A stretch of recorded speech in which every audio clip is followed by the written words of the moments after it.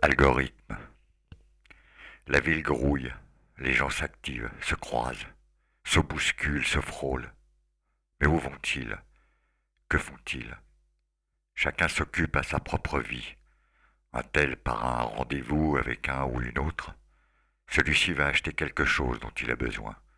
Cet autre encore se promène en reluquant les vitrines. Tout ce monde est occupé à faire avancer sa propre existence en ce jour de printemps. Tout ce monde s'ignore parfaitement bien. Il vaque, il déambule, il réfléchit, il imagine, il espère, affligé ou enchanté, en toute quiétude ou agacé. Il remue. Le monde est sous nos yeux. Toute l'intelligence humaine se trémousse ainsi entre les édifices qu'elle a construits et qu'elle peut aussi détruire d'ailleurs au nom de cette même intelligence, à coups de bombardement. Il fait exceptionnellement chaud aujourd'hui pour le mois d'avril. C'est même le record depuis que l'on a commencé à consigner ce genre de données. De jeunes enfants jouent dans des fontaines du Trocadéro. On sent une odeur de beignet flotter dans l'air, tandis que les glaces aux divers parfums sortent de leurs cornets pour dégouliner sur les doigts les plus gourmands. C'est une belle journée, un beau dimanche, oui, un très beau dimanche.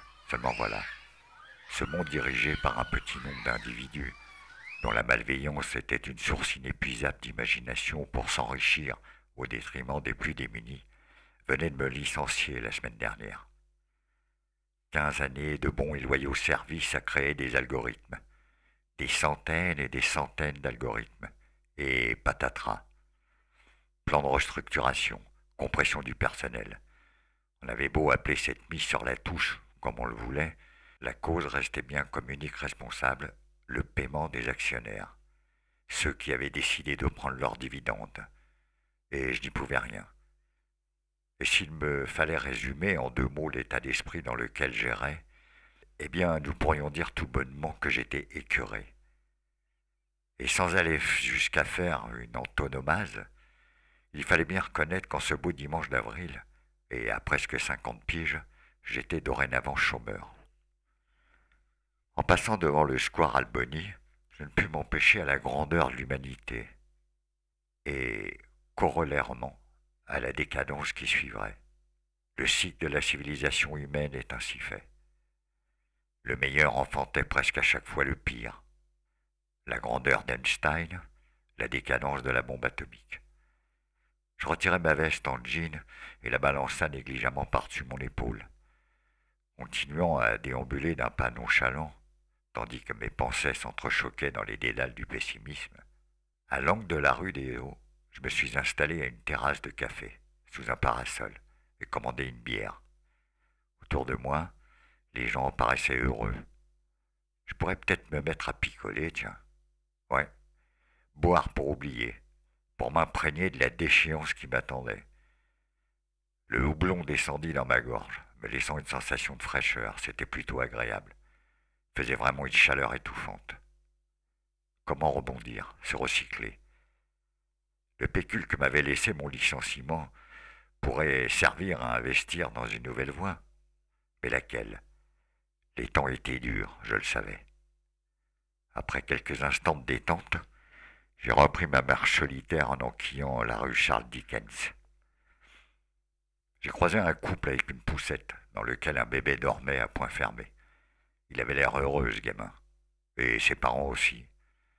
Je me suis dit, tiens, voilà peut-être 3 futurs chômeurs.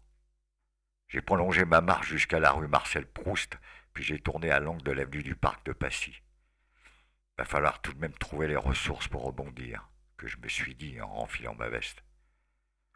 Puis l'idée m'est venue comme ça, d'un coup. Je vais prendre un putain de train, un qui parte le plus loin possible. Et puis, s'il faut, j'en prendrai encore un autre après. Ouais, voilà ce que je vais faire du blé que j'ai touché. Je vais me tirer loin, très loin. Quelques jours plus tard, je me retrouve gare du Nord. Je m'installais donc dans le TGV, en moins de temps qu'il ne faut pour le dire, direction Calais. Voie 4, TGV 825. Première classe, place 088, voiture 5, du haut fenêtre. Aucun de ces chiffres ne m'était familier. Aucun n'était l'un de mes chiffres. Et puis, lorsque le train s'arracha du quai, une fois installé à la fenêtre, je pensais que cela n'avait aucune importance. Ceux qui étaient placés côté couloir étaient les actifs, ceux à la fenêtre des contemplatifs. J'étais donc à ma place, et cela suffisait à me mettre en état de relaxation. Et puis j'avais toujours eu horreur des actifs compulsifs, ceux qui s'obligeaient à bouger quoi qu'il arrive, par peur de se retrouver avec eux-mêmes, les brasseurs d'air, ceux qui vont couper du bois en été en plein cagnard, en prévision de l'hiver prochain. Parce que l'idée même de ne rien faire les plonge dans une terrible angoisse, la peur de laisser filer une journée sans s'activer coûte que coûte.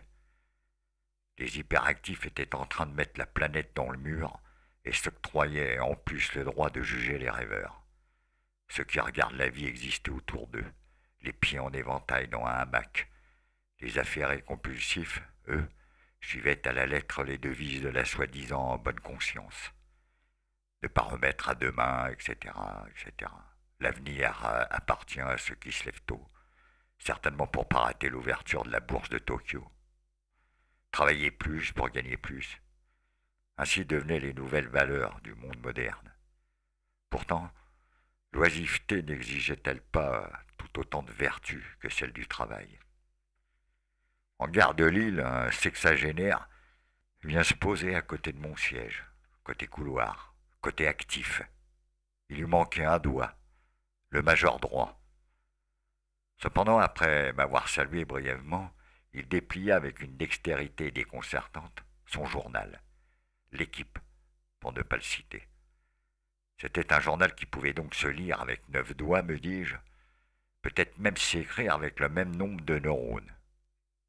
J'abrège en relatant l'épisode de Florence Artaud lorsqu'elle gagne la route du Rhum, ainsi que celui qu'a vécu notamment Aimé Jacquet en 98 pendant la Coupe du Monde de foot.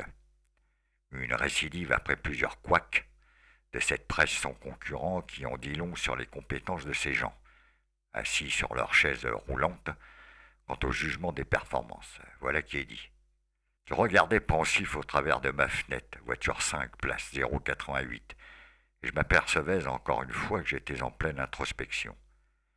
Mais je ne pouvais m'empêcher de penser qu'il n'y avait dans ce bas monde rien de pire que de partager sa solitude avec ceux qui ignorent les leurs. Ils finissent toujours par s'accaparer la vôtre, vous dépouillent, vous grignotent lentement. Après ces quelques instants d'étourdissement sans conséquence, j'ai débarqué à Londres, dans le quartier de Camden, au nord de la capitale londonienne. Je suis rentré dans un pub et me suis commandé une Guinness. J'ai regardé autour de moi. Finalement, tout restait à faire.